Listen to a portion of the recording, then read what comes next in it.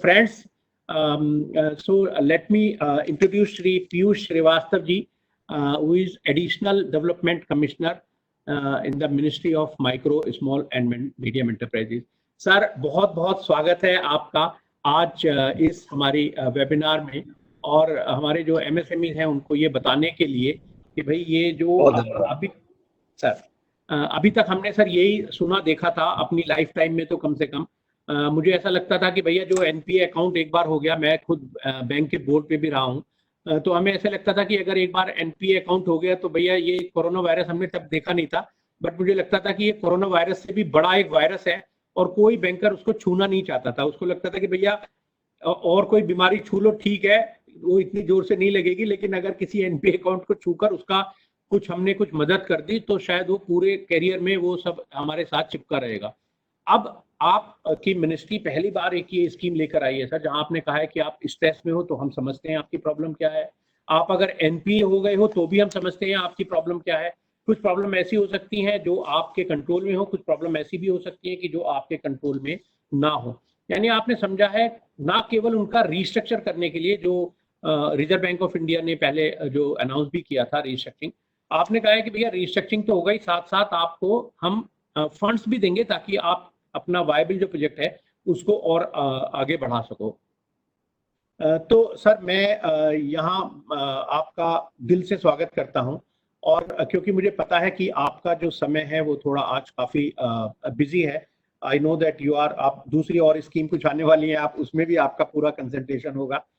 मैं सर ज़्यादा समय नहीं लूँगा, बस state I would like to invite you sir and to address us, please आप हमें एनलाइटन कीजिए। आई एम श्योर कि मैं और जो हमारे पार्टिसिपेंट्स हैं वो आज आपका जो डेलिब्रेशन होगा उससे हमें बहुत ज्ञान मिलने वाला है। सर बहुत बहुत स्वागत है।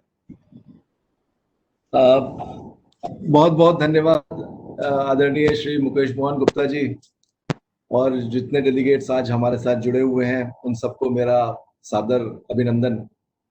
You know, for a policy maker, as I was discussing with Mr. Gupta some time back, a situation like COVID-19 is a nightmare. For the policymaker, one has to arbitrate between various demands and also look at the revenue side. If the revenue is not on the upswing and the demands are on the upswing, it is very difficult for the policymaker to arbitrate between various demands. But at the same time, it is a nightmare for the potential beneficiary also, who is likely to benefit out of the policies of the government, of the policymaker. This is so true for the MSME sector also. I do understand that the expectations of the MSMEs are pretty high, and the government is determined to address them. Expectation could be that why is the government not giving us cash right away? Why aren't we transferring money to the accounts of the MSMEs? Now, this is an expectation which is valid in many ways, because this is happening in countries like US and some countries in Europe and Australia. But India, because of its huge population and limited revenues, cannot afford to do that. So what is the next option? The MSMEs can look at leveraging credit. The government on its part can help the MSMEs to leverage the credit by making situations conducive to access to credit. The first aspect, of course, is that you please make use of the existing credit schemes of the Government of India, especially as far as my ministry is concerned. We are already implementing 3 major credit schemes: the Credit Linked Capital Subsidy Scheme, the Credit Guaranteed Trust for MSMEs, MSCs rather, and the Interest Subvention Scheme. Now, just a recap in 2 minutes. The Credit Linked Capital Subsidy Scheme provides you credit for technology upgradation up to 15 lakh rupees. And we have made certain relaxations which will come in very handy in these times, that these restriction of certain sectors where you could have invested money has now been removed for certain categories of investors, like our brothers and sisters who are the SC and ST community, or the enterprises that are located in hill districts, aspirational districts, LWE districts, island territories. They do not have to worry about these 51 technologies that exist. They can just make any investment in capital, excluding land and building, and they get the subsidy of 15 lakhs. which is a big help, especially in these corona-infested times. Then the Credit Guarantee Trust Scheme, which gives you a guarantee coverage up to 85% for loans up to 5 lakhs and up to 75% for loans beyond that. The interest subvention scheme gives you 2% interest subvention for capital investment as well as working capital. So these schemes can be used. But as Mr. Gupta said, these schemes are only meant for an ongoing enterprise which is doing well. What happens when that enterprise is under stress? Again, as Mr. Gupta said, I couldn't have put it better than what he did, that this is probably a worse situation than a corona-infested guy. Nobody wants to touch a guy who has gone into stress. So we were acutely aware of this situation. So what we have done is that we have devised two schemes that cater to the stressed assets. The first scheme is the Emergency Credit Line Guarantee Scheme that has been devised by Department of Financial Services, and it is under the aegis of the NCGTC, which provides credit for stressed for SMA 0 and SMA 1. SMA 0 and SMA 1, of course, friends would be aware that where the principal and the interest has not been paid up to 30 days is SMA 0 and up to 60 days is SMA 1. So this Emergency Credit Line Scheme provides some succor to those enterprises which are SMA 0 and SMA 1. Of course, it has its limitations. It gives 20% of support for loans outstanding up to 25 crores, and the condition is that the turnover of the unit should not be more than 100 crores. And the positive side is that it doesn't charge any guarantee fee. Secondly, there is a ceiling on interest. So that scheme has these aspects to you because it caters to units that are only slightly stressed, SMA 0 and SMA 1. But what happens to the chronically ill MSMEs, like MSMEs which are already SMA 2 or NPA? That is the biggest problem that I foresee would confront MSMEs, and this is the clientele that we need to address, and we need to address them fast. So we devised the present scheme, which is the subject of the webinar today that Mr. Gupta has so thoughtfully decided to convene.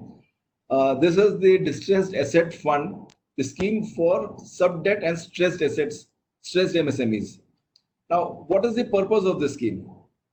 The scheme will provide guarantee support in respect of restructuring of MSMEs accounts, and the guarantee support will be restricted up to 90%. 10% has to be brought forth by the promoter. Now, a question might arise that why does the promoter has to bring out 10% here, and why doesn't the government support the full 100%? Friends, let me assure you, we tried our best to get this done. But no bank, I assure you, no bank can ever do this, and the Reserve Bank of India itself would not agree to this. I cannot even begin to tell you how difficult was it for us to try to convince the Reserve Bank of India and the Department of Financial Services. Both of them were more than willing to help us, but they had their own restrictions. Eventually, they agreed to this 90%, which I think under the circumstances is not too bad. So 90% will be covered by the guarantee under the scheme. 10% will have to be brought up as collateral by the promoter. This will be given as a personal loan to the promoter through the banks, and this has to be infused as equity back into the unit, which whether in the form of quasi-equity or equity, and only those businesses will get this which in the assessment of the banks are otherwise viable. They have come into distress because of certain temporary reasons, but they would otherwise have done well. And of course, the RBI guidelines for restructuring will be applicable to them. And this scheme has come in effect with the notification that was issued on 24th of June 2020. So friends, this scheme is now available. All of you who want to take advantage of this scheme are most welcome to get a benefit of the scheme. The scheme will give you credit up to 15% of the promoter's stake. or rupees 75 lakhs, whichever is less. We have defined stake here in our scheme, which is not the stake that you would think otherwise the banker or the bankers or the chartered accountants would think of. For us, a stake means the debt and the equity that the promoter has taken for one particular project. That is a stake for us. So 15% of the promoter's stake up to a limit of 75 lakh rupees would be eligible under this. But of course, since the stake is debt plus equity, so the benefit that you will take from this scheme will not exceed the original debt. It would be very incongruous that the original debt is only 5 lakh rupees and the equity was more, so you claim 75 lakh rupees under this scheme. This is not going to happen. I mean, this would be incongruous. I believe that you would also appreciate that this is unlikely to get through. Now, as I said some time ago, that the SMA2 and the NPA accounts are eligible. The cutoff date for this that we've decided is 30th of April 2020. The precondition, of course, is that these units should, in the assessment of the MLI, be viable. If they are considered to be unviable, this money will not come in. And the account should be standard on 31 March 2018. After that, it should have been operational for 2 years. That means 18-19 and 19-20, the unit should have been operational. It is immaterial whether it was SMA or NPA, but it should have been standard on 31st of March 2018. And obviously, we had to build in certain safeguards. So fraudulent accounts and wherever there has been a willful default, those people will not be eligible. And the flip side or the positive side is that once you get benefit out of this, all recovery proceedings against that unit will be withdrawn. That means there will be no recovery proceedings if you are under the restructuring under this scheme. And we've tried to maximize the coverage under this. So all scheduled commercial banks in the second schedule of the RBI Act are included as the member lending institutions or lending institutions, as some people say. So effectively, you'll have all state cooperative banks covered under this, all urban cooperative banks covered under this, SBI and associates, all nationalized banks, other public sector banks, private sector banks, foreign banks and Grameen banks. All of them will be covered. As you would know that the scheduled commercial banks are basically very broadly defined. They have just a limit of paid up capital and they should work in the interest of the depositors. So, I mean, looking at that broad criteria, we have a huge coverage and we are willing to expand this also in case there is further demand. An important issue, the last point that I would like to highlight before I hand the mantle back to Mr. Gupta, is about the tenor of the loan. Now, this loan would be for 10 years, and for 7 years initially, only interest has to be repaid. The principal doesn't have to be repaid. The principal will be paid in the last 3 years, and there is a guarantee fee in this. The guarantee fee initially was 2.5% that was conceived. After a lot of deliberation and negotiation, we could bring it down to 1.5%. And this will be on a reducing balance. So maybe in the tenor of the loan, this will work out to much less than 1.5%. But as of now, it is 1.5%. So I suppose that is all that I had to say at this point of time. I must compliment Mr. Gupta and the Chamber of Indian Micro and Small and Medium Enterprises that has actually organized this. Webinars like this go a long way, not only spreading awareness about the scheme, but also sensitizing the MSMEs that the government is also worried about them. And they should take benefit of the scheme so that they can come out of the predicament that they are in now and help the development of this country. I suppose, thank you once again. Thank you. Sir, thank you very much. I suppose you covered all the points which are important for us to understand about this subordinate debt scheme. Sir, there are certain questions. So may I just take some time to ask some questions, sir, please? Sir, the one important issue is that you told that public sector bank, private sector bank, foreign bank, and even you refer the Grameen Bank also. But as far as I know that cooperative banks, Grameen banks, perhaps they are not entertaining the applications of even 20% emergency credit line. So they are saying that no, we are not covered under this scheduled commercial banks. Only public sector, private sector, and foreign banks are covered under scheduled commercial banks. So is there any guidelines from your side to those banks, sir? You know, in the guidelines, what we have said that all the scheduled commercial banks in the second schedule of the RBI or any other institution are covered. Other institutions have to be defined. We have not yet defined, but all SCBs in the second schedule presently are covered. And all the agencies whose name I listed out are there in the second schedule. And if there is a problem or an issue, an operational issue can arise, of course, CGTMSE will have to take a call on that. And we can always take it up with the CGTMSE if it is felt that this requires our intervention.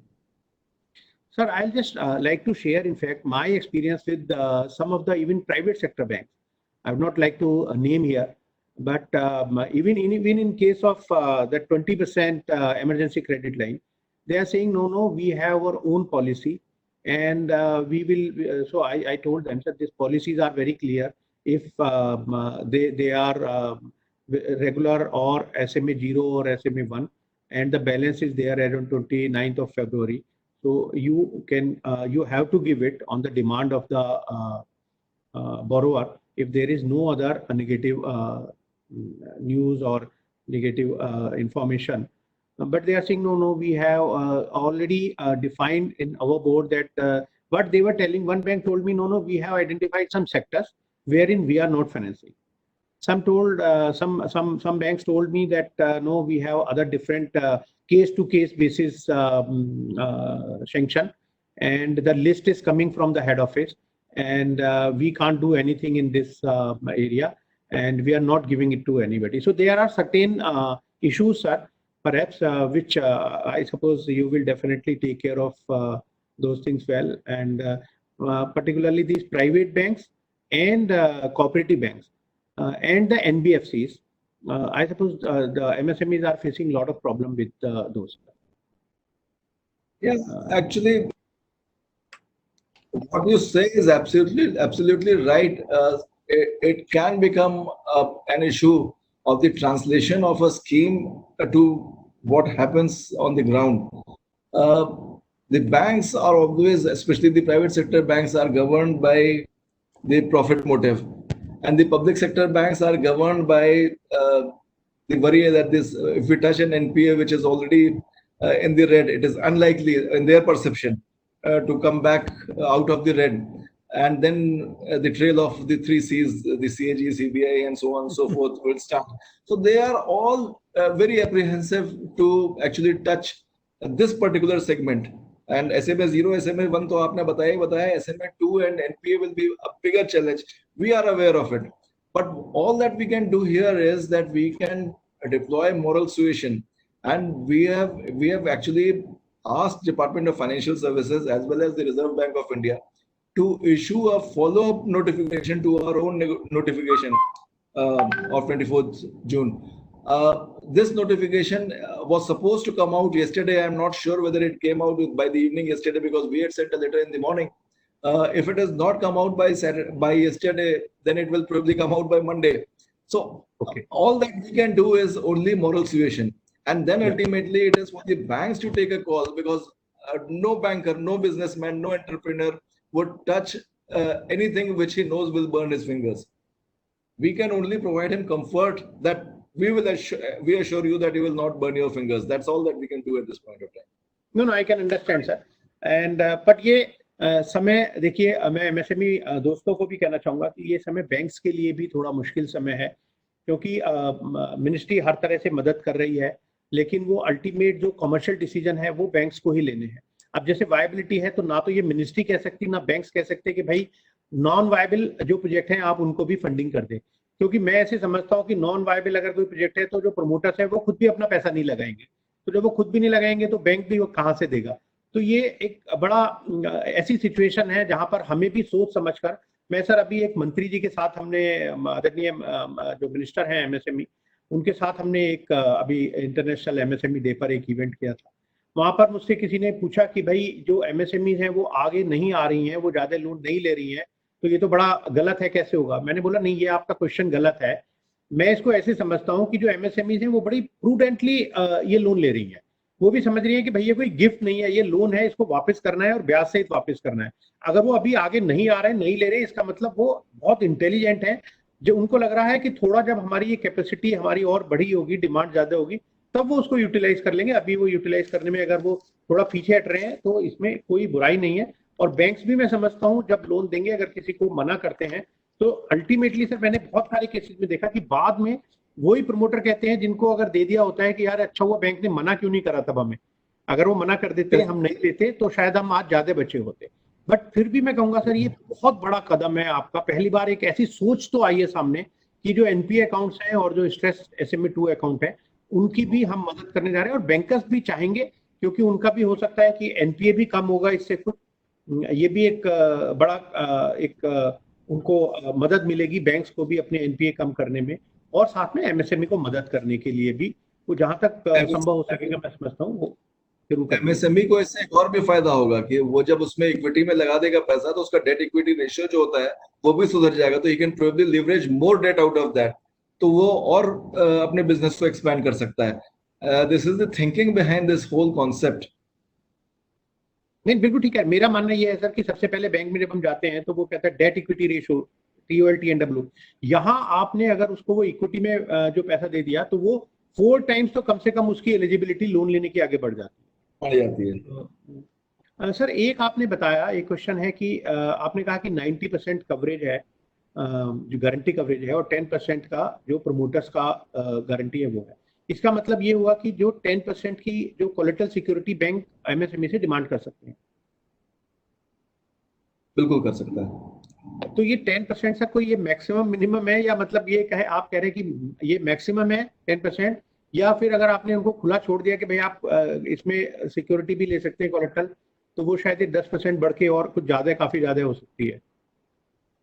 देखिए हमारा तो intention ये है कि 10% मतलब 10%, लेकिन practice में तो ये मेरे पास ऐसी कंप्लेंट्स भी आती हैं जिसको कि मैं डील करने का प्रयास कर रहा हूँ कि बहुत सारी जगह उन्होंने लोन लिया था कुछ जिसके ऊपर उन्होंने 1 करोड़ का मान लिया लोन लिया, सिक्योरिटी उनके पास ऑलरेडी 5 करोड़ की उन्होंने दे रखी है। अब वो कहते हैं साहब 5 करोड़ रुपए की आपके पास मेरे पास सरप्लस सिक्योरिटी पड़ी है, मैं आपसे और लोन मांग रहा हूँ उसमें से मुझे दे दिए, फिर भी बैंक नहीं देता है।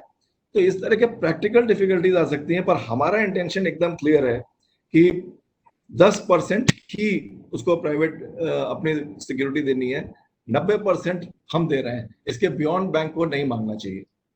और अगर ऐसा होता है तो obviously we will take it up with the bank. Okay, तो सर एक क्वेश्चन यहाँ पर यह भी आता है, बहुत बार ये आया भी है कि सर अगर किसी को कोई कंप्लेंट हो या कोई ग्रीवेंस हो तो वो कहाँ पर आपको कैसे अप्रोच करे? जी, ये मैं आपका बहुत बहुत शुक्रगुजार हूँ कि आपने ये सवाल पूछा, क्योंकि ये एक बहुत ही टची इशू है।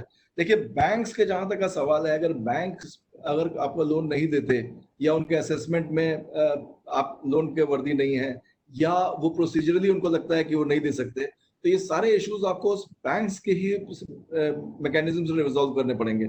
एक आरबीआई के पास ऑम्बड्समैन है, अगर आपके पास कोई और कंप्लेंट है आप उनके पास जा सकते हैं, नहीं तो department of financial services sectorally incharge है बैंक्स का, मिनिस्ट्री ऑफ एमएसएमई या कोई और मंत्रालय, उसमें सिर्फ आप जो हमारे पास भेज भी देते हैं हम बैंक पे वापस भेजते हैं या डिपार्टमेंट ऑफ फाइनेंशियल सर्विसेज को भेजते हैं इसको टेकअप करने के लिए। वैसे आपके कन्वीनियंस के लिए हम लोगों ने एक नया पोर्टल लॉन्च किया है, चैंपियन पोर्टल, जिसमें कि इसका प्रावधान है अगर आपको कोई ऐसा इशू अराइज होता है तो आप हमारे पास वहां भेज दें, लेकिन हम भी उसको आगे डीएफएस को या बैंक को ही भेजेंगे। अपने आप हमारे पास रिजॉल्व करने का इसका कोई माध्यम नहीं है, क्योंकि एलोकेशन ऑफ बिजनेस रूल्स में banking is with ministry of finance and RBI is the regulator. जी, मैं सर बस थोड़ा यहाँ पर ये आपकी परमिशन से ऐड करना चाहूंगा, जो आपने आरबीआई का बताया तो बिल्कुल आपने बेस्ट एक उन्होंने कंप्लेंट मैनेजमेंट सिस्टम शुरू किया है सर ऑनलाइन। उसका आरबीआई सीएमएस अगर डालकर, अगर हमारे जो पार्टिसिपेंट्स हैं वो भी अगर कभी देखें तो रिजर्व बैंक ऑफ इंडिया का कंप्लेंट मैनेजमेंट सिस्टम अगर गूगल पे सर्च करेंगे, मैंने भी अपना एक एमएसएमई हेल्पलाइन, हमारा एक जो यूट्यूब चैनल है उस पर भी मैंने पूरा एक डिटेल में इस आरबीआई कंप्लेंट कहाँ किस किस सब्जेक्ट मैटर पर आप कंप्लेंट कर सकते हैं, क्या उसका प्रोसीजर है, उसका ट्रैकिंग सिस्टम भी बहुत अच्छा है सर। वो एकदम इमीडिएटली जैसे ही हम अपनी कोई कंप्लेंट फाइल करते हैं वो एक ऑनलाइन एक कंप्लेंट नंबर जनरेट हो जाता है, और उस कंप्लेंट नंबर जनरेट होने के बाद हम उसकी ट्रैकिंग भी कर सकते हैं जब चाहे तब इस ऑनलाइन सीएमएस पोर्टल पर। तो ये भी एक काफी अच्छा एक कंप्लेंट का एक फाइल करने का या ट्रैकिंग का, और मैंने खुद ऑब्जर्व किया है। एक बार मुझे कुछ था तो मैंने सोचा पहले मैं खुद ट्राई करके देखता हूँ कि इससे क्या होता है, और मेरी 7 दिन के अंदर सर वो समस्या खत्म हुई। केवल समस्या ही नहीं खत्म हुई, मेरे पास कम से कम 4 बार फोन आए वहां से रिजर्व बैंक से और उस पर्टिकुलर बैंक से कि साहब आप हमें एक कंफर्मेशन मेल भेज दीजिएगा कि आपकी समस्या दूर हो गई है। तो मैंने उनको एक अच्छी सी मेल भेज दी कि भाई मेरी समस्या खत्म हो गई। तो वो भी मैं समझता हूँ। और आपका जो ये चैंपियन पोर्टल है सर, ये एक बहुत इंपॉर्टेंट पोर्टल है।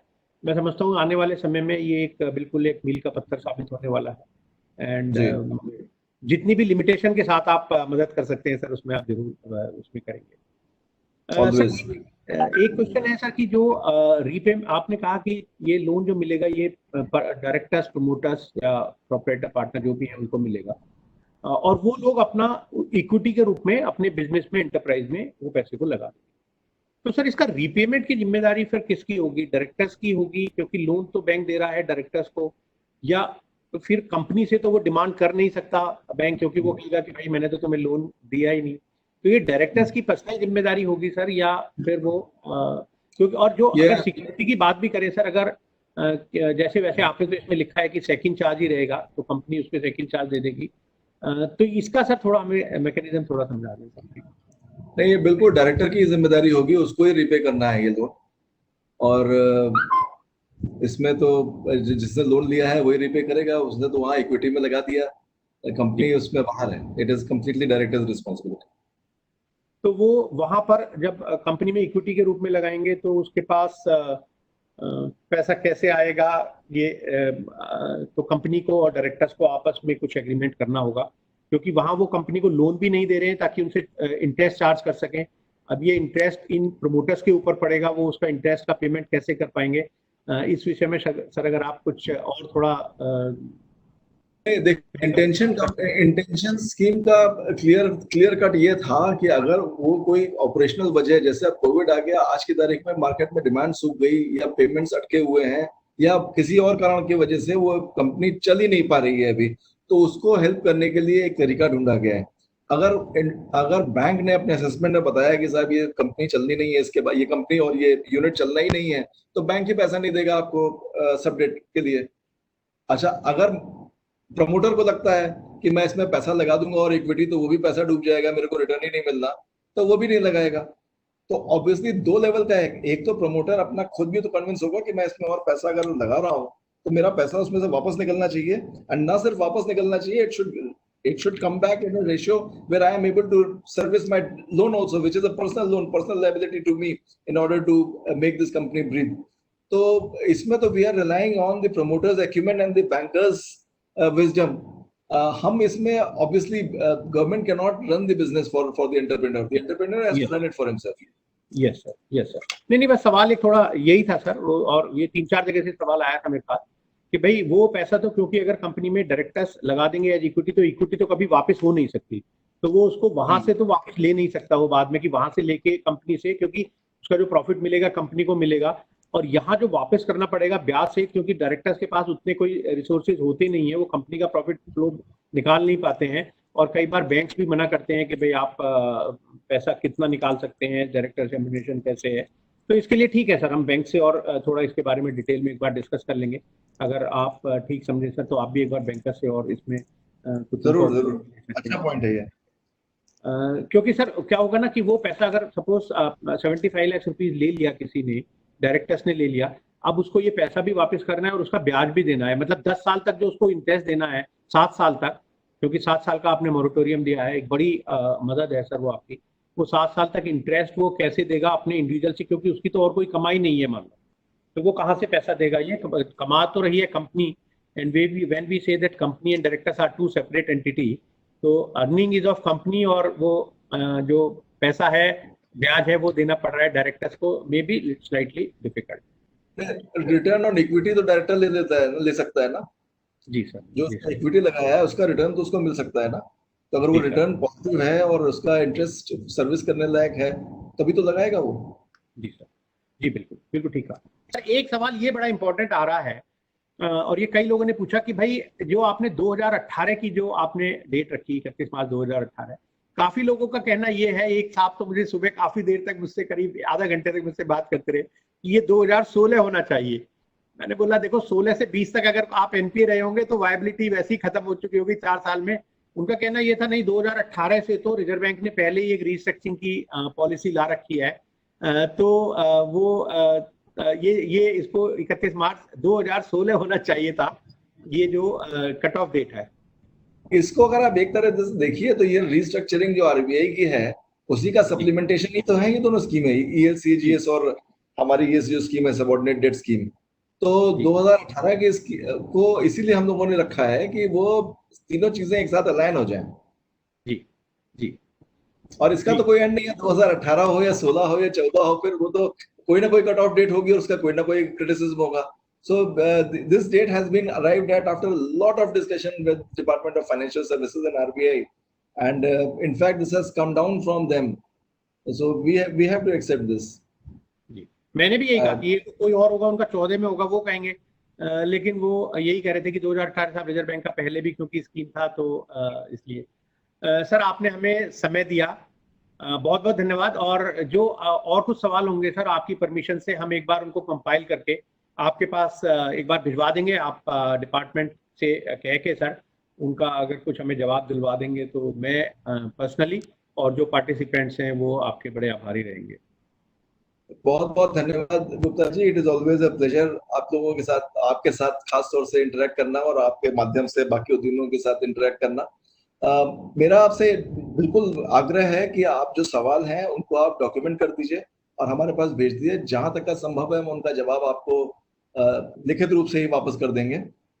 लेकिन उससे ज्यादा मेरा निवेदन है आज के जो वेबिनार के जो पार्टिसिपेंट्स हैं उनसे और आपसे कि स्कीम अभी देखिए टीथिंग ट्रबल्स होंगे इसमें, तो अगर आपको और कोई भी प्रैक्टिकल डिफिकल्टी नजर आती है जो कि हमारे इंटरेक्शंस के थ्रू हमको अभी तक का नहीं बताई गई या हमारी नजर में नहीं आई, तो प्लीज उसको हमें आप भेजिए। ये जो कुछ भी लिखा है गाइडलाइन में वो पत्थर की लकीर नहीं है, हो सकता है 1 साल बाद 6 महीने बाद हम उसको रिवाइज कर दें if it is in the interest of the MSMEs. तो हमको आप जो भी आपको प्रैक्टिकल डिफिकल्टीज आती हैं या आपको सुझाव है कि इसको कर देने से स्कीम का ऑफटेक सुधर जाएगा, प्लीज हमको भेजिए। हमारा लिमिटेशन ये है जिसमें कि कोई शायद कॉम्प्रोमाइज अभी अवेलेबल नहीं है, तो आप उस लिमिटेशन के को नजर रख के जवाब बनाएंगे अपने इनपुट्स कि 20,000 करोड़ रुपए का एक बार जब गारंटी दे दिया तो उसके बियॉन्ड ये स्कीम एग्जिस्ट नहीं करेगी। This scheme has come with an upper limit जो कि आत्मनिर्भर भारत में माननीय वित्त मंत्री जी ने अनाउंस किया था। तो बस मेरा यही निवेदन है आपसे और इसके साथ मैं आप लोगों से अनुमति लेता हूँ। बहुत बहुत धन्यवाद सर, बहुत बहुत धन्यवाद सर, आपने समय निकाला और हम आभारी हैं सर आपके। Thank you very much sir. दोस्तों हम अभी बने रहेंगे। Thank you sir, thank you very much sir. Thank you. दोस्तों हम अभी बने रहेंगे। मैं यहाँ आपको एक प्रेजेंटेशन के माध्यम से इस स्कीम के बारे में थोड़ा और डिटेल में समझाने की कोशिश करूँगा और हम आभारी हैं पीयूष श्रीवास्तव जी के कि उन्होंने समय निकाला। मैं समझता हूँ दोस्तों अभी एक जो दूसरी स्कीम आने वाली है बहुत जल्द फंड ऑफ फंड्स की, उसके ऊपर भी काफ़ी जोर से काम चल रहा है और हम उम्मीद कर सकते हैं कि बाय नेक्स्ट वीक हम शायद एक और वेबिनार करेंगे फंड ऑफ फंड्स के लिए। तो मैं अब एक पीपीटी के द्वारा आपको ये इस स्कीम के बारे में जो इसकी मेन गाइडलाइंस हैं उनके बारे में मैं आपको अब यहाँ कुछ बताने की कोशिश करता हूँ। और दोस्तों मैं यही कहूँगा कि समय तो कठिन है, इसमें कोई दो राय नहीं है और ये भी मेरा मानना है कि ये जो स्कीम है ये कोई यूज करना, अवेल करना कोई इतना आसान भी नहीं होगा, लेकिन हम बस कोशिश कर सकते हैं कि इससे जितना हम फायदा उठा सकें उतना हम उठा लें। और ये बैंक्स के लिए भी मुश्किल है, और क्योंकि इसमें जो कंडीशंस हैं वो उतनी एकदम इजी भी नहीं है, क्योंकि बैंक को ड्यू डिलिजेंस करना है, और ये शायद हमारे हित में भी है, क्योंकि अगर हमारा प्रोजेक्ट वायबल होगा, एक थर्ड पार्टी यानी बैंक भी देख रहा है कि वो वायबिलिटी है या नहीं है, तभी हमें भी पैसा लेना चाहिए और तभी बैंक को भी पैसा देना चाहिए। ये बातें तो जरूर हैं। तो मैं एक छोटा सा एक पीपीटी के द्वारा एक थोड़ा आपका 5-7 मिनट लूंगा, और उसके बाद फिर आपके जो क्वेश्चंस हैं मैं उनका जवाब देने की कोशिश करूंगा। तो दोस्तों, जैसे मैंने आपको बताया कि डिस्ट्रेस एसेट फंड्स है subordinate debt scheme for MSME, और ये जो स्कीम है इसका अनाउंसमेंट किया गया है 24 जून 2020 में एक सर्कुलर के द्वारा ministry of micro small and medium enterprises के। दोस्तों, इसमें जो एलिजिबल बोरोवर हैं वो बोरोवर्स हैं जो या तो स्ट्रेस्ड हैं, यानी जो SMA 2 में आ गए हैं। SMA 0 और SMA 1 को यहाँ स्ट्रेस नहीं माना गया, क्योंकि उनके लिए तो ऑलरेडी एक 20% वाली जो स्कीम है, जैसे पीयूष जी भी अभी बता रहे थे, वो है। यहाँ पर जो SMA 2 और NPA अकाउंट है एज ऑन 30/4/2020 वो अकाउंट ही कंसिडर किए जाएंगे। दोस्तों, एलिजिबिलिटी की दूसरी कंडीशन ये है, जैसे अभी हम डिस्कस कर रहे थे, कि 31 मार्च 2018 को अकाउंट स्टैंडर्ड होना चाहिए। मुझसे काफ़ी लोगों ने कहा कि भाई 2016 ये डेट होनी चाहिए। हमने भी डिस्कस किया ये आज आपके सामने, लेकिन उन्होंने भी कहा कि क्योंकि इसमें खाली मिनिस्ट्री ऑफ MSME का उतना रोल शायद नहीं है, रिजर्व बैंक ऑफ इंडिया और department of financial services, ministry of finance भी इसमें पूरी तरह से इन्वॉल्व थी, क्योंकि ये बैंक्स के द्वारा लोन देना है, और बैंक्स जो है वो रिजर्व बैंक ऑफ इंडिया उनके रेगुलेटर हैं, और जो मिनिस्ट्री है वो मिनिस्ट्री ऑफ फाइनेंस है। तो उनकी कंसेंट भी जरूर चाहिए थी, और उन्हीं की कंसेंट के बाद ये डेट जो है ये फिक्स की गई है। दोस्तों, इसकी अगली कंडीशन ये है कि आपका अकाउंट तो अगर 31 मार्च 2018 को स्टैंडर्ड था, लेकिन ऐसा नहीं होना चाहिए कि हो सकता है 1 अप्रैल 2018 को ही वो स्ट्रेस में आ गया हो या NPA हो गया हो, लेकिन उस 18-19 और 19-20 दोनों सालों में ये जो अकाउंट के ऑपरेशन है चलते रहने चाहिए, चाहे कैपेसिटी कम हो। मतलब अगर कैपेसिटी यूटिलाइजेशन आप 10% पर भी चला रहे हैं, 20% पर भी चला रहे हैं, तो भी चलता है, माना जाएगा कि आपके रेगुलर ऑपरेशन हो रहे हैं। लेकिन अगर किसी ने फैक्ट्री बिल्कुल बंद कर दी, तब ये स्कीम एप्लीकेबल नहीं होगी। दोस्तों, ये इसकी एक कंडीशन है ही कि जो फ्रॉड अकाउंट्स हैं और विलफुल डिफॉल्टर्स हैं वो इसमें कवर नहीं होंगे। दोस्तों, इसका जो एलिजिबल लोन अमाउंट है वो, जैसे पीयूष श्रीवास्तव जी ने भी बताया, कि ये मिलेगा 15% ऑफ प्रमोटर्स स्टेक और 75 lakh which ever is lower. और जब हम प्रमोटर्स स्टेक की बात करते हैं तो उसमें इक्विटी और डेट, यानी जो प्रमोटर्स ने अपना दिया हुआ है, ये कंपनी के डेट की बात नहीं कर रहे, एंटरप्राइज के डेट की बात नहीं कर रहे, ये हम बात कर रहे हैं कि जो प्रमोटर्स ने अपना पैसा लगाया अपने बिजनेस में, चाहे वो एज इक्विटी लगाया या एज डेट लगाया, यानी अनसिक्योर्ड लोन जिसको हम बोलते हैं नॉर्मल टर्म्स में। तो किसी भी फॉर्म में अगर कोई लोन दिया अपने एंटरप्राइज को या इक्विटी दी, उसका 75% उस प्रमोटर को मिल जाएगा, लेकिन वो पैसा उनको इन्वेस्ट करना पड़ेगा कंपनी में। दोस्तों, इसकी जो अधिकतम सीमा है, मैक्सिमम अमाउंट है, वो 75 लाख रुपीज तक ही मिल सकता है एक कंपनी के लिए। उसमें ऐसा नहीं है कि एक प्रमोटर के लिए, वो एक एंटरप्राइज के लिए जो लिमिट है वो 75 लाख रुपीज की मानी जाएगी। दोस्तों, ये सबसे अच्छी इस स्कीम की मुझे बात लगी। और एक सवाल भी आया था मेरे पास, मैं उसका भी जवाब यहाँ दे देता हूँ। एक सवाल आया था, एक आप पूछ रहे थे कि भाई ये सबऑर्डिनेट डेट और डेट में क्या फर्क है। देखिए, सबऑर्डिनेट डेट यही है कि जैसे उन्होंने बताया कि सबऑर्डिनेट डेट मतलब ये एक तरह से पार्ट ऑफ इक्विटी हो जाएगा आपके बिजनेस के लिए। और जो सबऑर्डिनेट डेट होता है उसका जो रीपेमेंट पीरियड होता है वो काफी लंबा होता है। यहाँ पर आपने कभी सुना नहीं होगा कि 7 साल का तो गेस्टेशन पीरियड यानी मॉरेटोरियम पीरियड होगा। यहाँ आपको 7 साल तक कोई भी प्रिंसिपल में से नहीं देना है, केवल 7 साल तक इंटरेस्ट पे करना है, और उसके बाद अगले 3 सालों में आपको जो प्रिंसिपल अमाउंट है उसका पेमेंट करना है। यानी टोटल रीपेमेंट पीरियड 10 ईयर्स होगा। 7 years will be moratorium, a big support I suppose, और 3 साल का मैक्सिमम उस 7 साल खत्म होने के बाद रीपेमेंट पीरियड। दोस्तों, इसमें ये भी एक कंडीशन है, बैंक्स को कहा गया है कि भाई अगर कोई पहले पे करना चाहे तो आप कोई प्री पेमेंट पेनल्टी नहीं लेंगे। दोस्तों रेट ऑफ इंटरेस्ट के लिए इसमें कुछ नहीं कहा गया है, जो नॉर्मल बैंक्स की और आरबीआई की जो अपनी गाइडलाइंस हैं उसी के हिसाब से बैंक इसमें आपसे इंटरेस्ट लेंगे, ना ज़्यादा ले सकते हैं। तो इसका जो प्रोसीजर है दोस्तों यही होगा, जैसे अभी हम डिस्कस भी कर रहे थे कि पर्सनल लोन मिलेगा टू द प्रमोटर्स, और वो जो प्रमोटर्स को पैसा मिलेगा वो उनको अपना किसी और काम के लिए यूज नहीं कर सकते, वो उनको लगाना पड़ेगा अपने बिजनेस में, और जो बैंक से वो ही इंश्योर करेंगे, वो आपके अकाउंट में डालेंगे पैसा और साथ साथ आपके अकाउंट से आपके एंटरप्राइज के अकाउंट में डाल देंगे कि भैया ये पैसा आपका इक्विटी हो गया आपके बिजनेस में। दोस्तों जैसे अभी बताया कि 90% गारंटी कवरेज होगा सरकार की या ट्रस्ट की तरफ से, सीडीटी एमएससी जो इसका गारंटी देगी ऑन बिहाफ ऑफ गवर्नमेंट, और 10% की कोलेटरल सिक्योरिटी बैंक आपसे।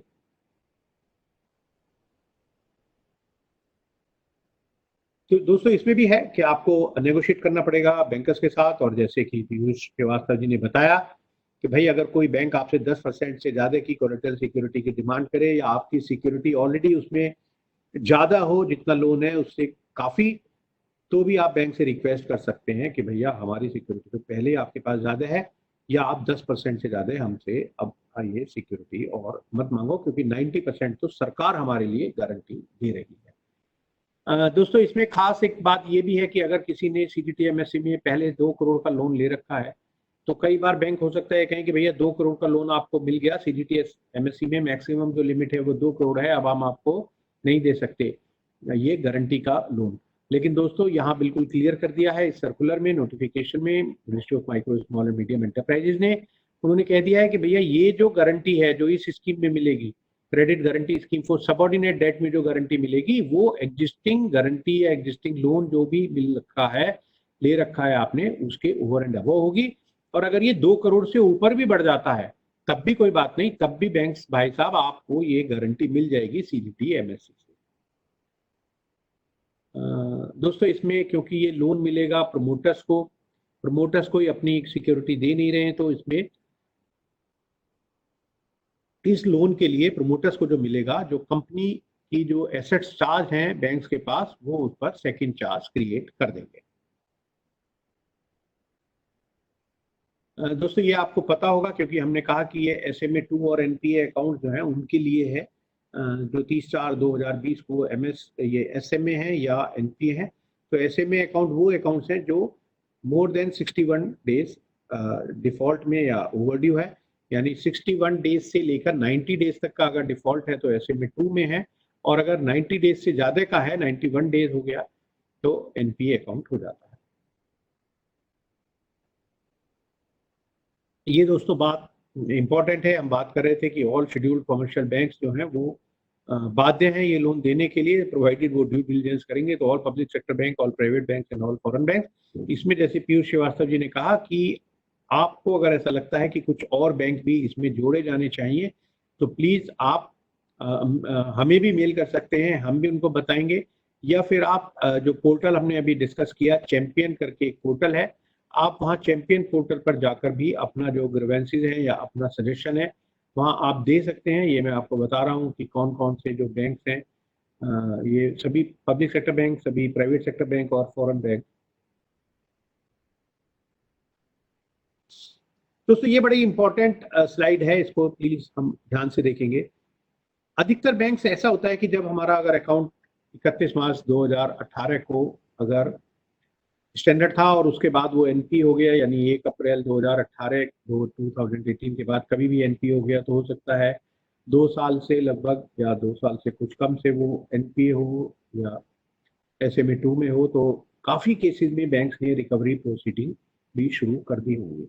तो यहाँ कह रहे हैं कि जहाँ पर रिकवरी प्रोसीडिंग भैया अंडर वे है, प्रोसीडिंग आपने स्टार्ट कर दी है, तो वहाँ पर आपको विड्रॉ करनी होगी, बैंक से कह रहे हैं वो recovery proceeding before going ahead with this restriction. तो दोस्तों ये एक काफ़ी बड़ा मेरे ख्याल में मदद हमें मिल सकती है कि जहाँ रिकवरी प्रोसीडिंग चल रही थी, जहाँ हम घबरा रहे थे, कोर्ट कचहरी, सिक्योरिटाइजेशन, सरफासई एक्ट, DRT में इधर चक्कर उधर चक्कर लगा रहे थे, वहाँ अगर हम बैंक्स को अपने सेटिस्फाई कर लें कि हमारा प्रोजेक्ट वायबल है, तो वो रिकवरी प्रोसीडिंग भी विड्रॉ कर लेंगे। दोस्तों इसकी नोडल एजेंसी सिडबी है, इससे कोई बहुत ज़्यादा आपको फर्क नहीं पड़ने वाला। बस हाँ, अगर आपको कोई प्रॉब्लम है तो आप सिडबी को भी अप्रोच कर सकते हैं। इसका कुछ दोस्तों खास एक दो चीज़ और जो हमने डिस्कस कर ली वैसे, कि भाई जितने भी मेंबर लेंडिंग इंस्टीट्यूशन है, यानी जो बैंक हमने बताए, वो अपना ड्यू डिलिजेंस करने के लिए उसमें उनको छूट दी गई है, क्योंकि किसी भी लोन को दोस्तों करने के लिए ये जो ड्यू डिलिजेंस है वो उनका करना जरूरी होता है। और जो एनपीए क्लासिफिकेशन होगा वो आरबीआई का भी मैं समझता हूँ शायद इसके ऊपर बहुत जल्द कुछ गाइडलाइंस आने वाली है, तो पोस्ट रिस्ट्रक्चरिंग हो सकता है कि आप एनपीए से भी बाहर हो।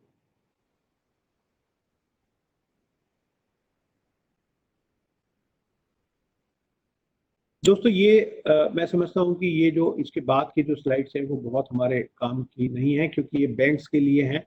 ये जो मेरा प्रेजेंटेशन है ये कई बार बैंक्स में भी हम यूज़ कर सकते हैं कि उनको कैसे करना है। 1.5% पर एनम तो पीयूष जी ने भी बताया था, एक गारंटी फीस हमसे चार्ज कर सकते हैं बैंक्स।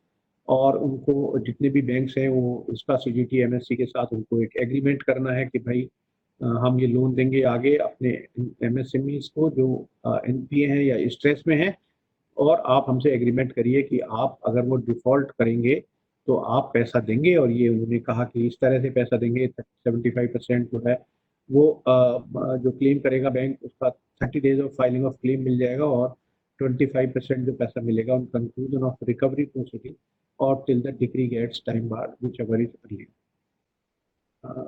और ये किस तरह से पैसा अपना वो करेंगे, एडजस्ट करेगा बैंक, उसका है, उससे हमें बहुत ज़्यादा फर्क नहीं पड़ता। मैं यही कहता हूँ कि प्रॉब्लम तो है दोस्तों, लेकिन हमें साथ मिलकर कुछ ऐसा करना है कि हम इस समस्या से बाहर आए।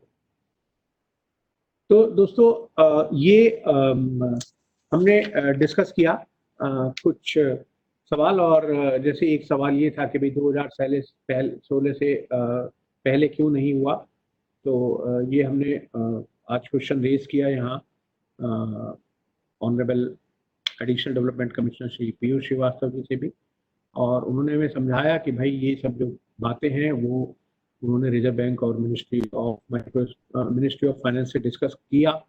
काफ़ी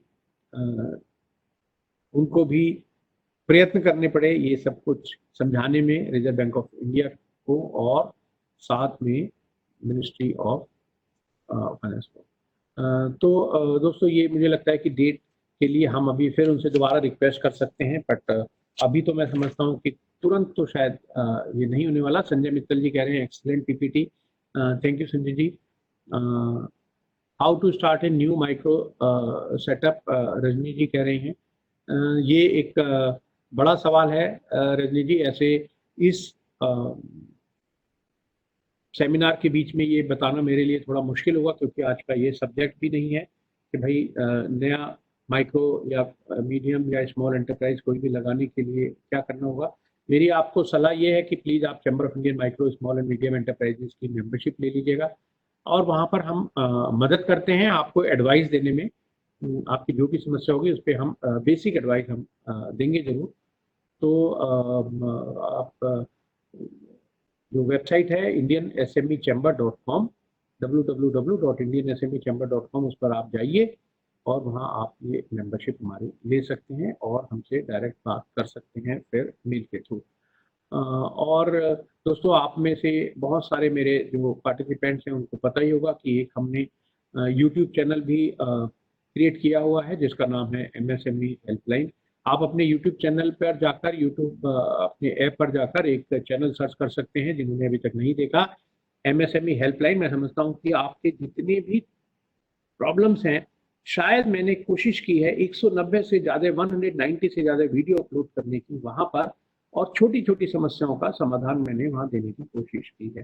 दोस्तों मैं ये नहीं कहता कि मैं कोई ऐसा एक भगवान या कोई ऐसा एक प्राणी आ गया हूँ इस धरती पर जो आपकी सारी समस्याएं दूर कर देगा, लेकिन हाँ, जो नई स्कीम्स हैं, जो सरकार की स्कीम्स हैं, उसके बारे में मैं आपको जरूर बताता रहता हूँ। रजनी शंकर जी के थैंक यू।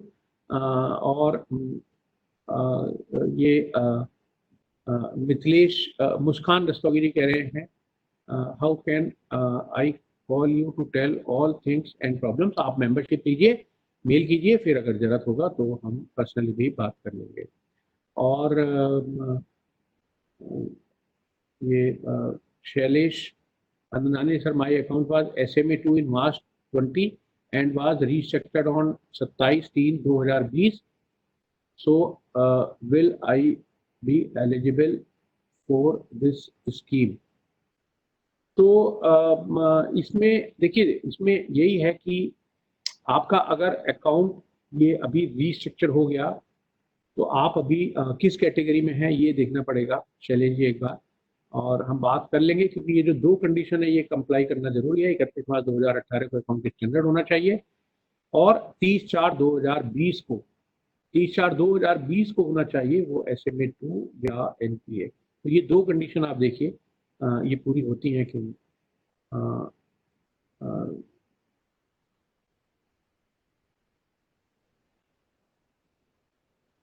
और is this scheme applicable to cooperative bank? जी मेरे हिसाब से तो नहीं है, क्योंकि शेड्यूल्ड कमर्शियल बैंक में नहीं है।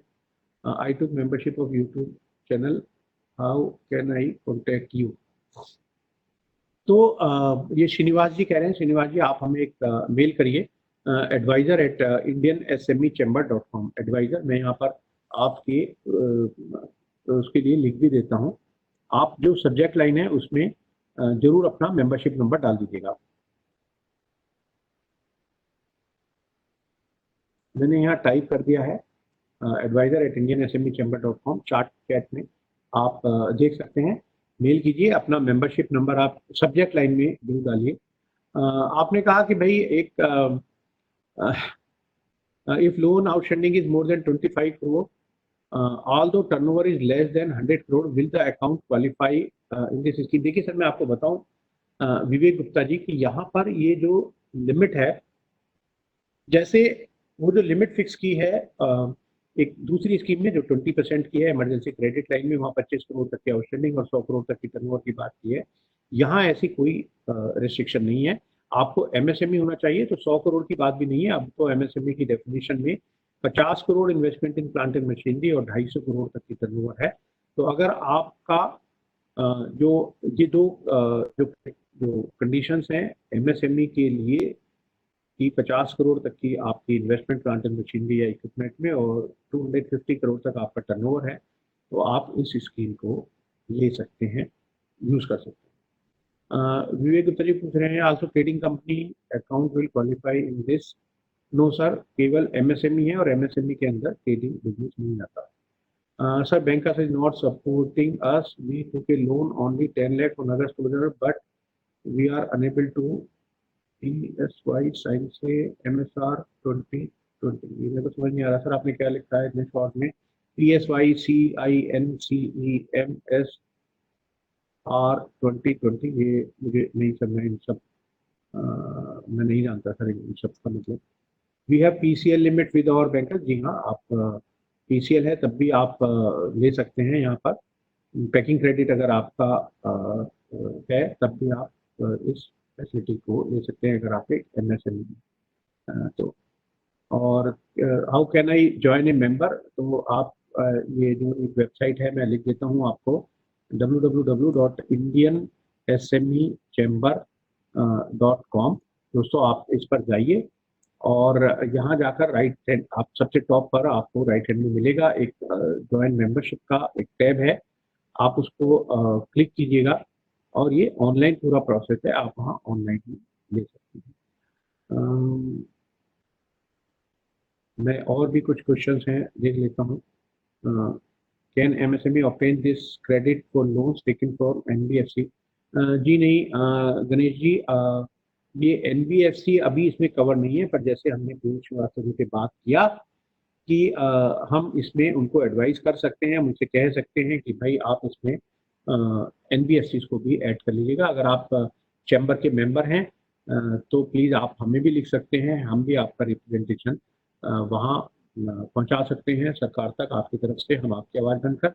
तो अगर आप चाहें तो मेंबरशिप लीजिए और आप चाहें तो आप उनको डायरेक्ट भी कॉन्टैक्ट कर सकते हैं। एक क्वेश्चन पूछ रहे हैं पवन जी की, वो कह रहे हैं कि भाई जो पहली जो स्कीम है इस स्कीम की बात नहीं कर रहे शायद वो, जहाँ पर इमरजेंसी क्रेडिट लाइन है 20% की, वो कह रहे हैं कि वहाँ पर 25 करोड़ तक का लिमिट आउटस्टैंडिंग 29 फरवरी को जो था, और 100 करोड़ तक की टर्नओवर की बात की गई है। अब जब ये एमएसएमई की डेफिनेशन चेंज हो गई है 250 करोड़ तक की टर्नओवर, तो ये उस स्कीम में भी 250 करोड़ होना चाहिए। जी हाँ, आपकी बात ठीक है, और हम इसको जरूर ministry of micro small medium enterprises से इसके लिए बात करेंगे कि वहाँ जो लिमिट है उस टर्नओवर की, उसको भी 250 करोड़ तक कर देना चाहिए, क्योंकि जो अब एमएसएमई है वो 250 करोड़ तक की टर्नओवर उसमें कवर हो गई।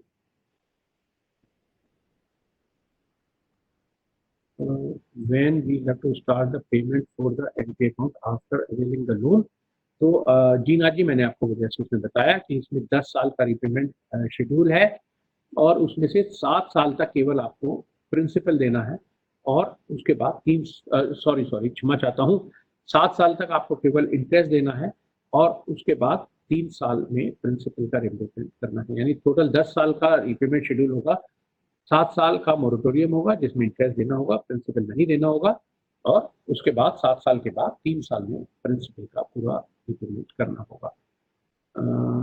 ये अभिषेक जी पूछ रहे हैं, अरविंद कुमार जी पूछ रहे हैं, मेरा लोन अक्टूबर 2018 के बाद एनपीए हुआ, जिसमें मैंने हर महीने पेमेंट ईएमआई के अलावा एक्स्ट्रा पेमेंट डालता हूँ, 27 मार्च को एनपीए से बाहर निकल लिया।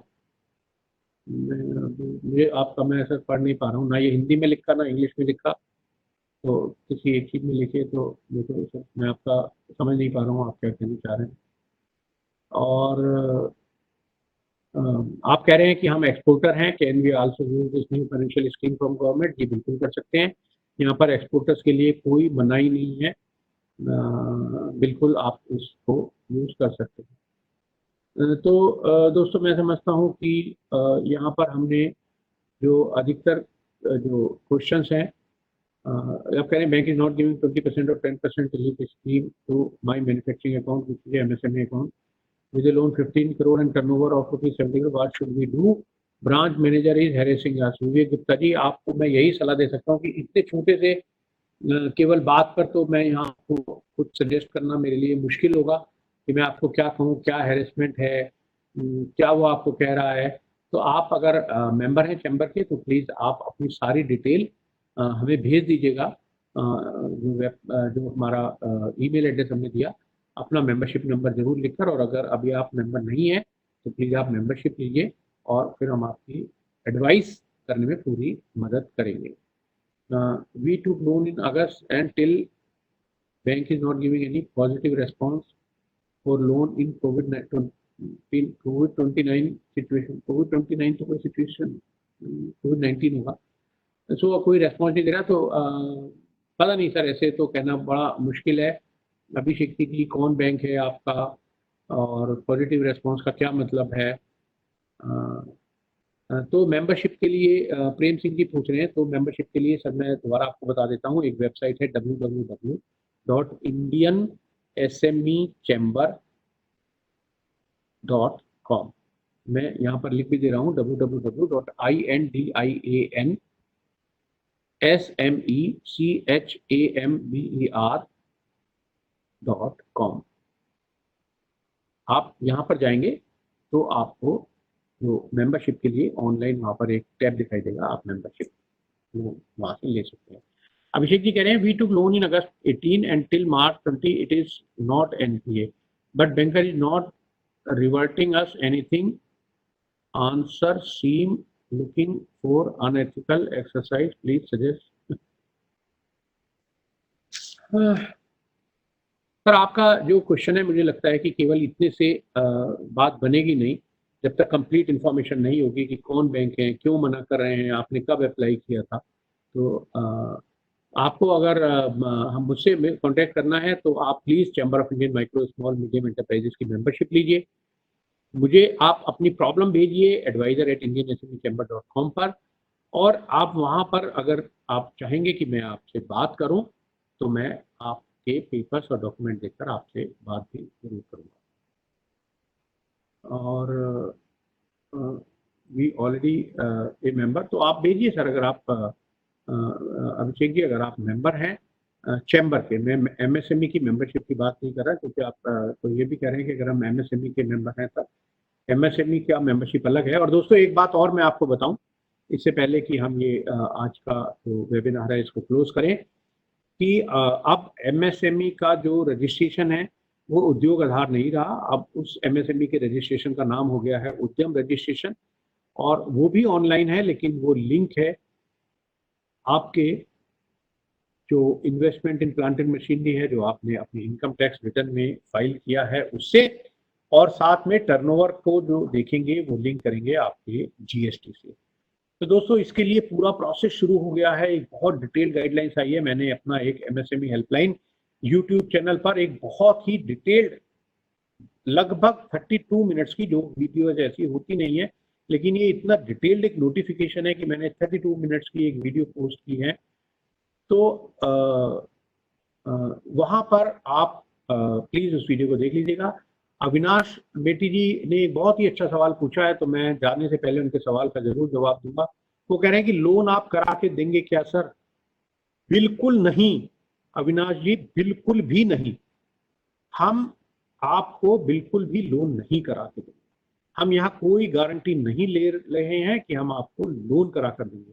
तो चैम्बर है वो अपने आप में एक यूनिक चैम्बर है, जहां पर हम कह रहे हैं कि हम आपको एडवाइस तो देंगे, हम आपको बता देंगे कि भाई क्या स्कीम है, कैसे आप अप्लाई कर सकते हैं, ऑनलाइन कहाँ जा सकते हो, कहाँ कंप्लेंट कर सकते हो। जैसे अभी हमने बताया कि भाई आरबीआई का एक सीएमएस सिस्टम है, लेकिन अगर आप कहो कि आप हमारी मेंबरशिप ले लोगे और फिर हम आपको लोन करा के दे देंगे, तो प्लीज आप ऐसी किसी गलत फहमी में ना रहें।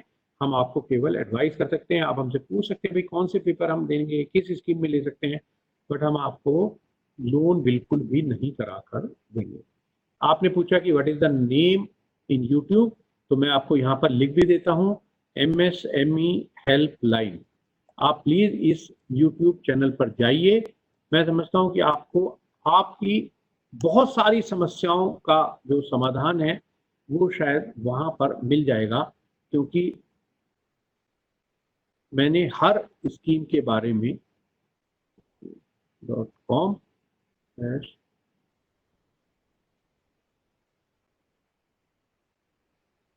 वहां पर हमने जितनी भी अधिकतर जो एमएसएमई के लिए स्कीम है, जो भी स्कीम नई आती जाती है, जैसे डेफिनेशन का अभी आया सर्कुलर, उसके बारे में वहाँ हमने पूरा डिटेल में जो उसकी सारी बारीकियां हैं वो बताई। अभी चैम्बर ने सिबिल के साथ एक एग्रीमेंट किया है दोस्तों, जहां पर जो मेंबर्स हैं chamber of Indian micro small and medium enterprises के, उनको सिबिल की अगर रिपोर्ट लेनी है, कंपनी क्रेडिट रिपोर्ट, तो हमने उसके लिए सिबिल से एग्रीमेंट किया है कि जो मेंबर्स हैं चैम्बर के, उनको 40% का डिस्काउंट सिबिल की तरफ से मिलेगा। और 1 करोड़ के अंदर तक लोन एनपीए को मिलेगा सर। सर ये जैसे हमने आपको बताया कि इसमें मैक्सिमम 75 लाख है, और जो प्रमोटर्स का जो स्टेक है उसका 15%। We are MSME unit, is it now required to registration and Udyam MSME? जी बिल्कुल। अगर आपका उद्योग आधार आपने ले रखा है तब भी आपको दोबारा से यहाँ उद्यम में रजिस्ट्रेशन कराना पड़ेगा बहेरा जी, ये बहुत जरूरी है, और इसके लिए आपको बहुत कम टाइम दिया गया है, इसमें आप जल्दी से अपना रजिस्ट्रेशन करा लें। और अगर आपने अभी तक अपना उद्योग आधार नहीं करा रखा था तब भी आपको यहाँ उद्यम में रजिस्ट्रेशन कराना जरूरी है। तो दोस्तों आज के लिए बस इतना। ये एक इम्पोर्टेंट वेबिनार था, और मैं समझता हूँ कि हमने कोशिश की है सभी सवालों का जवाब न देने के लिए। और तो इसके बाद आप कह रहे हैं अभिषेक जी लास्ट में bank is United Bank of India now merge under PNB, bank manager is not giving us any form for application for कोविड-19 loan as per scheme and looking for some bribe. देखिए sir, इसमें हम आप मुझे mail भी करेंगे तो इसमें ये जो आप लिख रहे हैं कि वो आपसे ब्राइब मांग रहे हैं, इन सब चीज़ों में मेरे ख्याल में कोई इन्वॉल्व नहीं हो सकता, क्योंकि या तो आपके पास ऐसा कोई प्रूफ होना चाहिए कि वो ब्राइब मांग रहे हैं, अदरवाइज तो आप इस तरह की चीज़ें प्लीज़ ना ही लिखें तो अच्छा है। और विवेक गुप्ता जी कह रहे हैं थैंक यू वेरी मच। तो धन्यवाद आपका है विवेक जी कि आप आए और आपने यहाँ हमसे बात की। उद्यम आपको क्या उद्यम तो ये बहेरा जी कह रहे हैं कि if we have 4 directors all of them eligible for 75 lakh lease. नहीं सर, मैंने ये शायद अपने प्रेजेंटेशन में आपको बताया था कि एक ऑर्गेनाइजेशन के लिए 75 लाख रुपीज है, नहीं तो पता चलेगा कि किसी कंपनी में 10 डायरेक्टर हैं तो 10 लोगों को 75 लाख रुपीज देना होगा। तो ये जो 75 लाख की लिमिट है ये एक एंटरप्राइज के लिए है, ना कि डायरेक्टर्स के लिए। और साथ में इसमें एक और कंडीशन है कि जो लोन होगा, जो एग्जिस्टिंग लोन है, उससे ज़्यादा ये नहीं हो सकता। मतलब ऐसा नहीं है कि एग्जिस्टिंग लोन 50 लाख है और इसके हिसाब से एलिजिबिलिटी 75 लाख बन रही है तो 75 लाख मिल जाएगा। जो एग्जिस्टिंग लोन है मैक्सिमम उतने तक ही इसके अंतर्गत लोन मिल सकता है। Kindly provide new website name for री रजिस्ट्रेशन ऑफ उद्योग आधार। जी बिल्कुल सिंपल है, उद्यम registration.gov.in, यहाँ जाकर आप कर सकते हैं। एक अरविंद जी पूछ रहे हैं कि प्लीज आंसर माय क्वेश्चन, मेरा लोन अक्टूबर 2019 से एनपीए था, अक्टूबर 19 से एनपीए था, यानी आप 2018 मार्च में रेगुलर थे, ठीक है। जो 27 मार्च 2020 को स्टैंडर्ड हो गया, am I eligible for this loan? नहीं, देखिए आप ना एक स्कीम, 2 स्कीम निकाली सरकार ने। एक निकाली उन्होंने कि जो अभी 29 फरवरी को जो अकाउंट स्टैंडर्ड हैं और SMA 2 में नहीं है, रेगुलर हैं, 0 हैं या SMA 1 में हैं, उनके लिए 20% की स्कीम निकाली। तो अगर आप 27 मार्च को स्टैंडर्ड थे तो आप ये subordinate debt for stress assets में एलिजिबल नहीं है, आप उस 20% में एलिजिबल होंगे, आप वहां पर जाकर ये ले सकते हैं। Sir when we join with you next meeting? मेरे साहब हम बहुत जल्द ये तो करीब करीब हम हर हफ्ते ये जरूर करते हैं इस तरह की मीटिंग्स। हमारे जितने भी पुराने वेबिनार्स हैं, हमने जो वेबिनार की वो आदरणीय मिनिस्टर श्री नितिन गडकरी जी के साथ की, सेक्रेटरी MSME के साथ की, हमने credit link capital subsidy scheme जिसका जिक्र कर रहे थे उनके साथ की, हमने जितनी भी और स्कीम है हमने सिडबी के साथ किया। तो ये जो वेबिनार्स हैं ये हम करते रहते हैं और हम लगभग हर सैटरडे कोशिश करते हैं किसी ना किसी टॉपिक पर यहाँ डिस्कस करने के लिए। मैं समझता हूँ कि एक जो नया टॉपिक आया है बहुत इंपॉर्टेंट, जो उद्यम रजिस्ट्रेशन है और जो डेफिनेशन चेंज हुई है MSME की, उसके लिए हम कुछ कोशिश कर रहे हैं। उसके लिए हम बहुत जल्द। आप पूछ रहे हैं कि बैंक मना कर रहे हैं तो किसको कॉल करें? कॉल तो कोई नहीं सुनेगा साहब आपकी। अगर एक एक अकाउंट की जो बैंक नहीं कर रहा उसका कोई कॉल पे कोई जवाब देने के लिए बैठ जाएगा तो बड़ा मुश्किल होगा, क्योंकि वहाँ समझ भी नहीं पाएंगे। देखिए ये बैंक का कमर्शियल डिसीजन है, तो उसके लिए मैं आपको बताता हूँ, आप पहले अप्लाई कीजिए, ऑनलाइन अप्लाई कीजिए, मेल कीजिए। अगर वहाँ से कोई जवाब नहीं आता, उनको एक दोबारा मेल भेजिए कि भैया हमने आपको ये मेल किया था, अप्लाई किया था, आपने अभी तक कोई जवाब नहीं दिया। अगर आप नहीं जवाब देंगे तो हम आपकी रिजर्व बैंक में कंप्लेंट कर देंगे। फिर मैंने जैसे आपको बताया, रिजर्व बैंक का CMS कंप्लेंट मैनेजमेंट सिस्टम पे जाइए, आप वहाँ कंप्लेंट लॉन्च कीजिए और उसके अलावा मिनिस्ट्री ऑफ फाइनेंस में भी आप वहाँ पर कंप्लेंट अपनी दर्ज करा सकते हैं। I taken so now is it old MSME registration replaced with the new उद्यम MSME? जी हाँ बिल्कुल, अब आपको ये जो 1 जुलाई से शुरू हो गया, अब आपको नया रजिस्ट्रेशन कराना कंपलसरी है, तो आप प्लीज जल्दी से करा लीजिए। अगर आप मेंबर हैं चैम्बर के तो हम आपकी पूरी मदद करेंगे इसमें, आपका ये रजिस्ट्रेशन कराने में आपको पूरी एडवाइस करेंगे। मुकेश जी सबॉर्डिनेट का आपने कहा 7 साल प्रिंसिपल देना है, उसके बाद 3 साल में इंटरेस्ट देना है, मगर NPA अमाउंट का भी इंटरेस्ट कैलकुलेट होगा या एडिशनल लोन का? सर मैं ना किशोर जैन जी, मुझे तो आपके सवाल ही समझ नहीं आते, ना आप हिंदी में लिखते हैं ना इंग्लिश में लिखते हैं। आधा अधूरा मैं समझाऊं, मुझे पता नहीं मैं आपको सही समझा है नहीं समझा। आप कह रहे हैं कि भाई जो पहली बात तो आप यही गलत कह रहे हैं, जो मैंने आपको बताया आप उसका उल्टा बोल रहे हैं। आप कह रहे हैं कि उसके बाद 3 साल में इंटरेस्ट देना है। आप किशोर जी आप समझ ही नहीं रहे हैं जो आपको बोल रहे हैं। आपको बोला 3 साल तो इंटरेस्ट 7 साल इंटरेस्ट देना है केवल, ये 3 साल उसके बाद इंटरेस्ट देना है कि आपकी बात ही गलत है। आपने कहा 7 साल प्रिंसिपल देना है। नहीं नहीं, आप आपका ध्यान शायद कहीं इधर उधर है कि जी आप नहीं मेरी बात को सुन पा रहे। कम से कम हमने 4 बार इस बात को दोहराया है, दोबारा से मैं आपके लिए दोहरा देता हूँ, मुझे लगता है कि इसमें और किसी को कोई कंफ्यूजन नहीं होगा।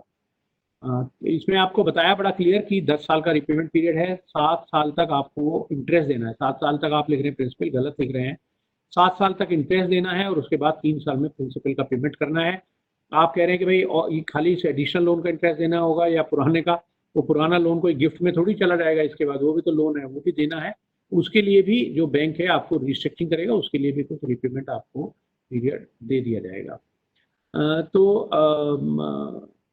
दोस्तों आप मैं धन्यवाद देना चाहता हूँ।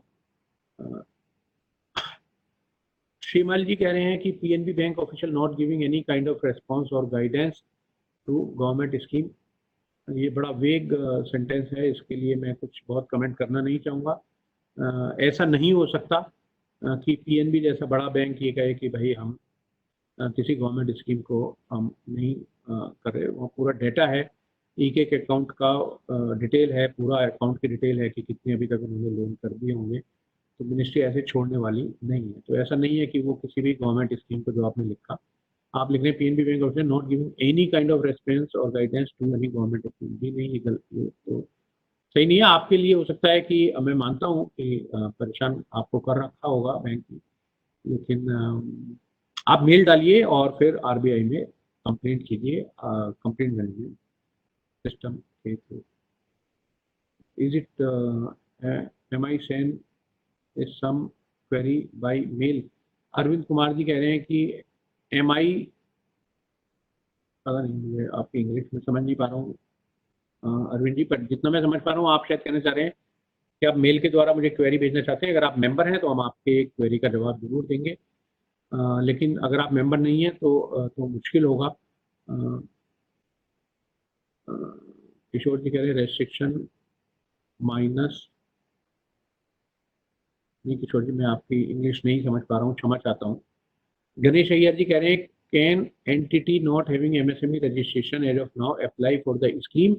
Is it okay if the registration is taken now for applying for the MSME? जी हाँ बिल्कुल, आप ले लीजिएगा, उसमें क्योंकि डेट लिखा होता है जब आप अप्लाई करते हैं एमएसएमई का रजिस्ट्रेशन, क्योंकि आपका जो स्टार्ट डेट कब है कमर्शियल प्रोडक्शन की, आप वहाँ पर पुरानी डेट डालिएगा, आप उसमें जरूर ले सकते हैं।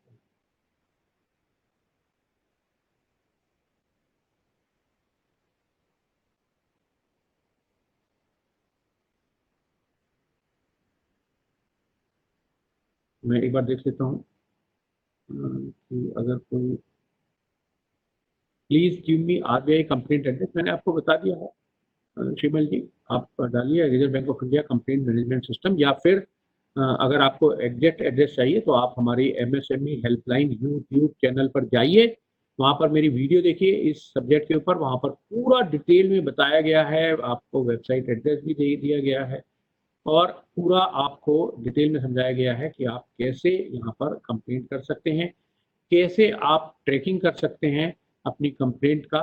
तो please MSME helpline YouTube channel जाइए, देखिए और वहाँ जाकर देखकर समझ के फिर आप अपना ये जो कंप्लेंट है ये लॉन्च कर सकते हैं रिजर्व बैंक ऑफ इंडिया के पोर्टल पर।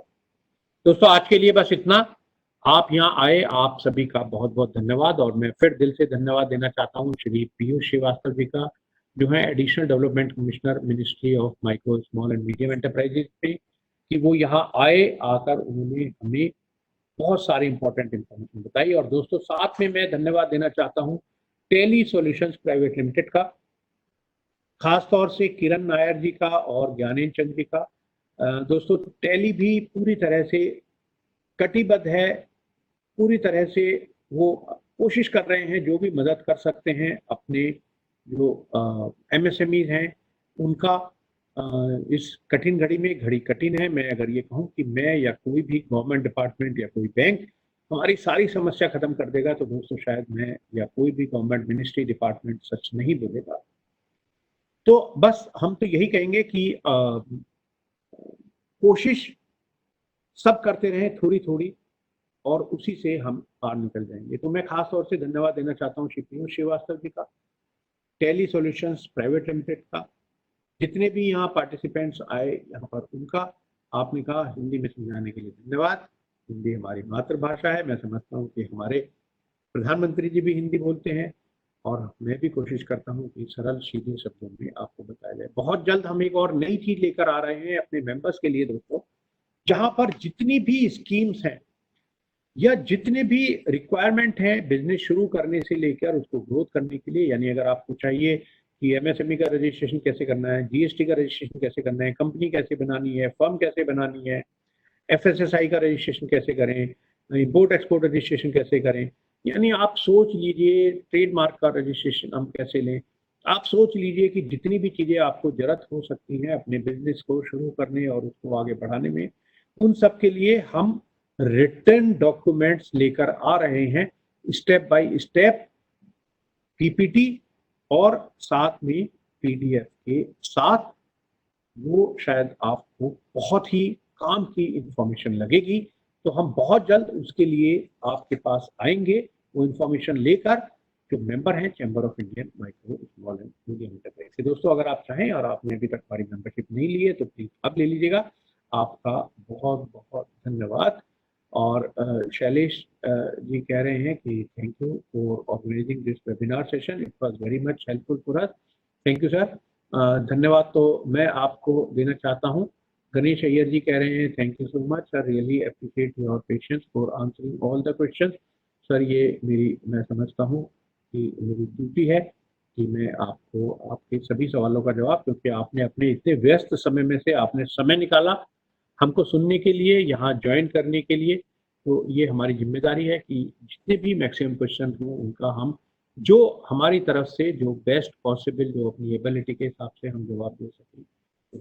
दोस्तों आज के लिए बस इतना, धन्यवाद। बहुत जल्द मिलेंगे फिर एक नई सेमिनार में, और आप मुझे देखते रहिए please MSME helpline YouTube channel पर। और अगर आप मुझसे बात करना चाहते हैं तो आप ज्वाइन कीजिए इंडियन एसएमई चैम्बर, उसका पूरा नाम है chamber of Indian micro small and medium enterprises, और जिसकी वेबसाइट है indiansmechamber.com।